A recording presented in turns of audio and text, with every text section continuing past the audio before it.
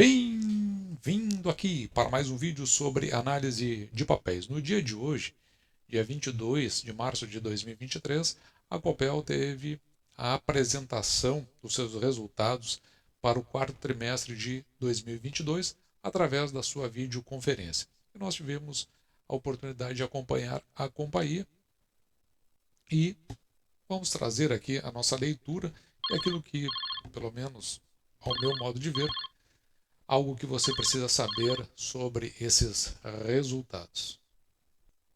E para me auxiliar, eu vou me utilizar aqui do release de resultados, aquele que é entregue à imprensa, as demonstrações financeiras padronizadas, o IFRS, que é o documento que nós mais gostamos de apreciar aqui no canal, e os slides da apresentação que foi feito em decorrência da teleconferência de resultados, e podemos ir direto aqui ao ponto, porque a companhia ela gastou bastante tempo falando sobre isso que ela denomina transformação da companhia. Ela está num processo, na realidade, de privatização, onde a Copel tem a intenção de se transformar em uma corporation, sendo que o governo do estado do Paraná ele ficará com no mínimo 25% das ações e terá, por uma questão de estatutária, a prerrogativa de indicação dos diretores. E a notícia do que iria acontecer foi dado aqui em novembro de 2022.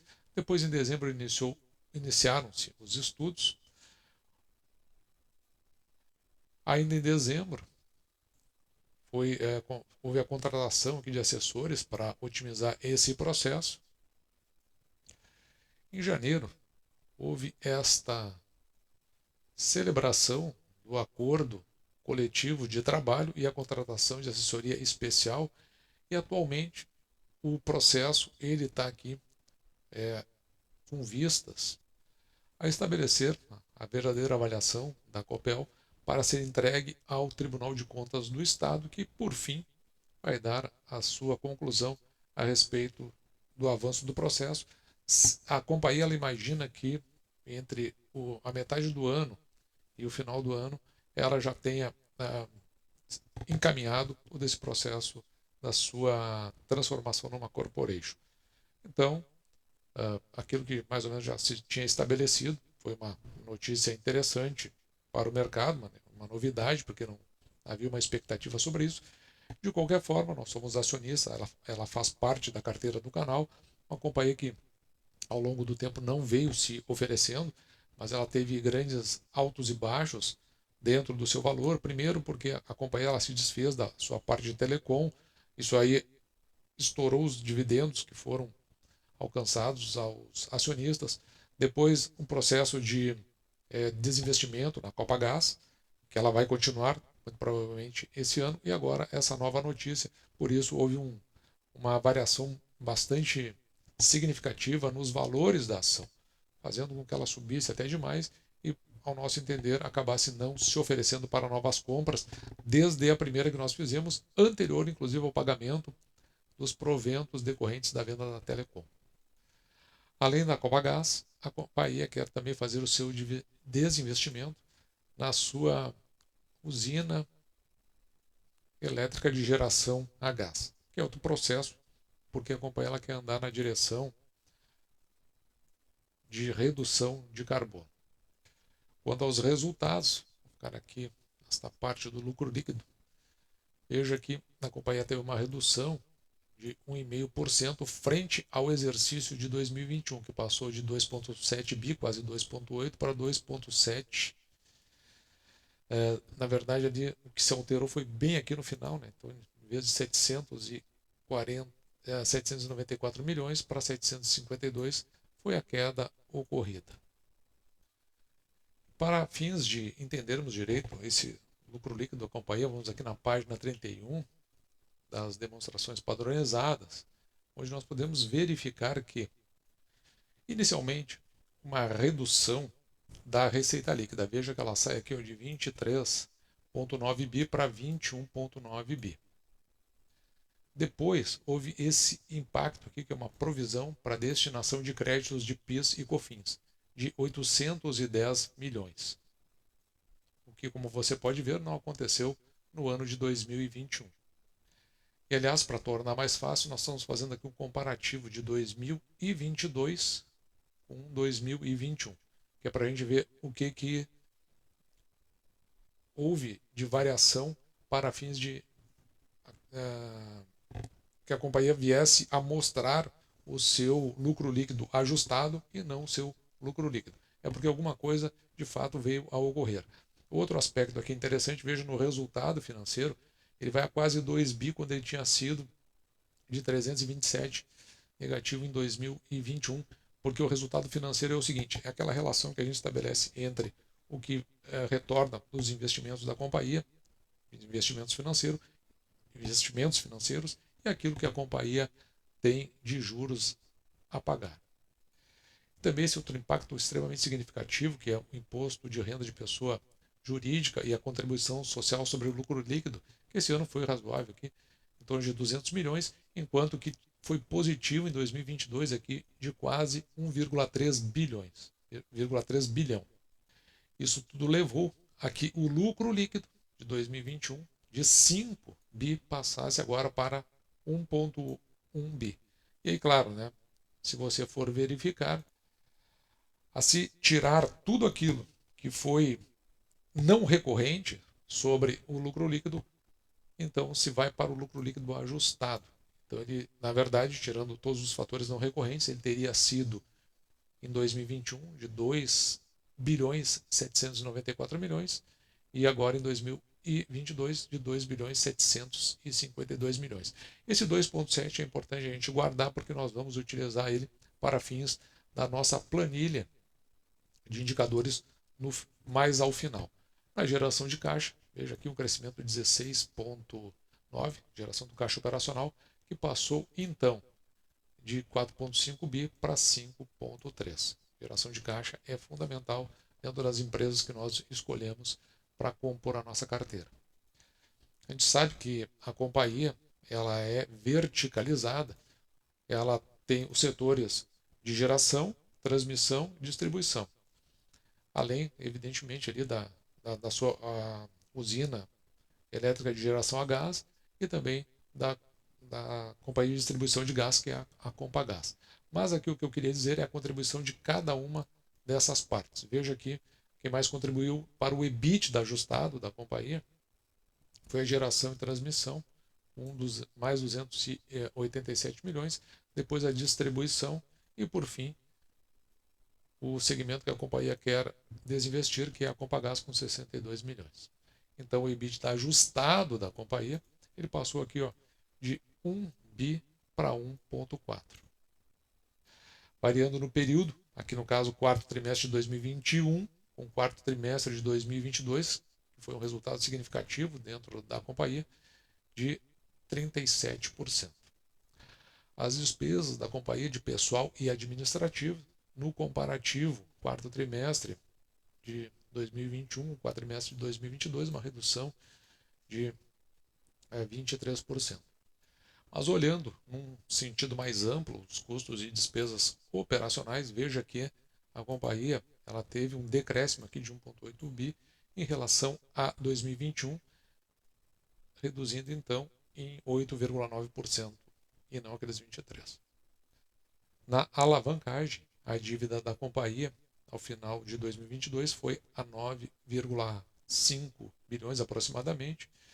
Se nós colocarmos essa dívida sobre o EBITDA ajustado, veja aqui duas vezes, indicando aí uma alavancagem bastante confortável. Caso você queira investir na companhia, muita atenção aqui para 2025, onde a companhia tem parcela significativa da dívida a ser amortizada.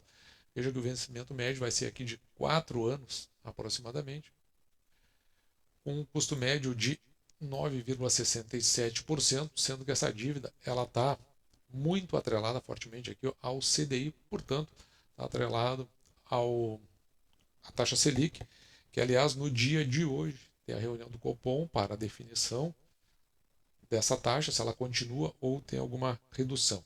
O mercado aí está apostando em manter, portanto, isso tem impacto aí sobre a companhia, que mantém esse custo médio aqui mais alto.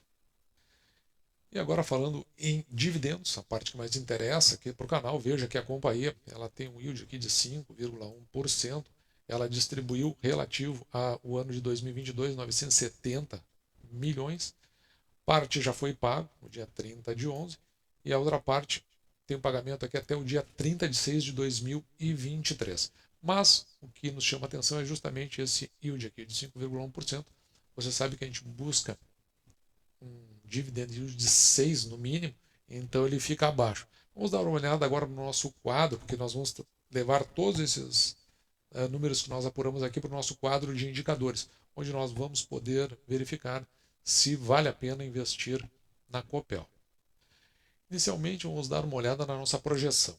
Nós tínhamos feito uma projeção no ano passado, 2022, aqui de uma receita líquida de 21,7 bi e a companhia chegou a 21,9. Então ficou bem perto do que nós tínhamos projetado.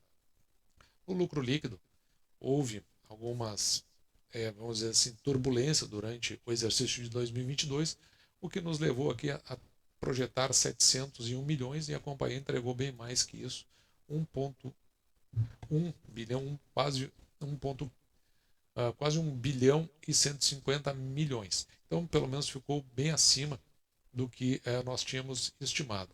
Claro que com aquela previsão, projeção, aliás, desse lucro líquido mais módico, a gente chegou a projetar 13 centavos para a Copel e ela entregou aqui 88 centavos de dividendos. Veja que com esse resultado a companhia veio na sua receita líquida crescendo aqui 10% ao ano desde o ano de 2028. Então a gente consegue aqui fazer uma projeção de 24 bi para a sua receita líquida. O que acontece é que a companhia ela teve 2 anos aqui excepcionais do ponto de vista do lucro líquido. Excepcional, que eu digo aqui, muito fora da curva, muito diferente do que ela obteve de resultados em termos de lucro líquido em 2018 e 2019, onde na realidade esse lucro líquido ele compunha aqui aproximadamente 11% da sua receita líquida. Então nós vamos trabalhar com esses 11% da receita líquida. De modo que nós temos a condição de projetar um lucro líquido para 2023. Eu tive que alterar que estava 2022. Havia me esquecido, alterei agora. Então, para 2023, a gente tem condições aqui de fazer uma projeção de lucro líquido de aproximadamente 2,7 bi. E você vai ver que esse valor está muito próximo do que a companhia atingiu em resultado, está até um pouquinho a menos, no exercício de 2022. Ou seja, nos dá uma ideia bastante conservadora para um lucro líquido no exercício de 2023. Com isso, nós vamos trabalhar aqui com um payout de 35%, já que nós vamos descartar os anos de 2021 e 2022, onde a companhia fez entregas de proventos, muito em função da venda da Telecom e não exatamente dos resultados próprios da companhia, como nós vimos naquele comparativo que eu mostrei dos resultados, que está lá disponível na demonstração padronizada da companhia. Portanto, é muito mais razoável nós trabalharmos com o que a companhia veio apresentando aqui nos anos de 2018 a 2019, vamos ficar nos 35%. Ou seja, com esses 35%, a companhia tem a condição de pagar 35 centavos tranquilamente para o exercício de 2023, ou seja, com Datacom em 2023. Para esses 35 centavos, considerando o preço da ação ao tempo que estávamos fazendo esse vídeo, que era de R$ 6,69, ela então tem um dividend yield de 5,16, que fica bem próximo do 5,1 que a companhia mostrou na sua apresentação. Para esses 35 centavos, nós temos um preço teto aqui de R$ 5,75. Ou seja, basta dividirmos os proventos pagos, 35 centavos por 6%, que é o mínimo que nós aceitamos receber em proventos pelo valor que pagamos pela ação. No entanto, temos que considerar que de 2018 a 2021 a companhia pagou, em média, 58 centavos de proventos. Mas a gente precisa sempre considerar os tempos de exceção, de excepcionalidade em 2021 e 2022. Lembrando aí, sempre colocando a venda da Telecom. Então, para esses 58 centavos, o preço teto da companhia, dividindo 58 centavos por 6%, ficaria em R$ 9,68. A companhia encerra o ano de 2022 com um patrimônio líquido de 21 bilhões 131 milhões. Com isso, considerando o preço da ação do momento que o vídeo era feito, nós temos aqui um preço sobre o valor patrimonial por ação em 0,87. Quando está abaixo de 1, já explicamos várias vezes, é um indicativo de que a ação possa estar barata e que o risco é muito reduzido, já que o patrimônio todo, ele, se dividido pelo número de ações, ele é maior do que o preço que se está pagando pela ação, ou seja, o risco muito reduzido. Já o preço da ação dividido pelo lucro líquido por ação em 6,78, ou seja, em função desse lucro líquido que nós estamos projetando, significa que se você comprar a ação a 6,69, você terá o retorno em função do lucro líquido em aproximadamente 6 anos e 10 meses. Do ponto de vista de investimento, o que pega para nós é exatamente esses 35 centavos e esse dividend yield aqui de 5,16%. Então, para que a gente possa olhar a companhia de uma forma diferente, ela teria que reduzir o seu preço aqui de R$ 6,69. No exato momento que estou gravando esse vídeo, veja que a CPLE 6, ou seja, a ação preferencial classe B da companhia, fica a 6,64, subindo aqui 0,91, ela já teve a R$ 6,55. Isso significa, veja aqui, para esses 35 centavos que a companhia tem condições de pagar, para que a gente entendesse que a companhia viesse a se oferecer dentro dessa projeção, a ação teria que chegar aqui perto dos R$ 5,75. E com isso nós teríamos então um dividend yield aqui de 6%, que é aquele que nós estamos procurando. Então, esse é, a meu ver, pelo menos, o tendão de Aquiles da ação nesse momento. E por fim, aquele quadro comparativo que nós vamos deixar lá no Instagram do canal, mh.investir, onde você vai poder comparar aqui com ISA-CTEP, a Lupar, que está mais alinhado com o modelo da Copel, assim como a CPFL Energia, e aqui, claro, evidentemente a Copel que nós acabamos de analisar neste vídeo, para que você possa fazer a escolha que mais se ajuste às suas decisões, à sua carteira. E assim, esse foi o nosso vídeo de hoje. Nós estamos ainda muito, digamos assim, cautelosos quando o assunto é Copel, porque a gente entende aí que tem um gap entre os dividendos que foram pagos e aquilo que realmente a companhia tem a condição de oferecer dentro da sua política de pagamento de dividendos. A gente acredita que o andamento desse processo de privatização da companhia ainda possa fazer a ação subir muito, e neste caso, como você pode ver, ela acaba não se oferecendo e faz com que a gente acabe não tendo interesse, pensando até, na verdade, em se desfazer da posição para outras que nós achamos que possam oferecer condições melhores com um dividend yield melhor. Assim, esse foi o vídeo de hoje. Espero você tenha gostado. Eu vou ficando por aqui, me despedindo de você e deixando, como sempre, o meu grande abraço.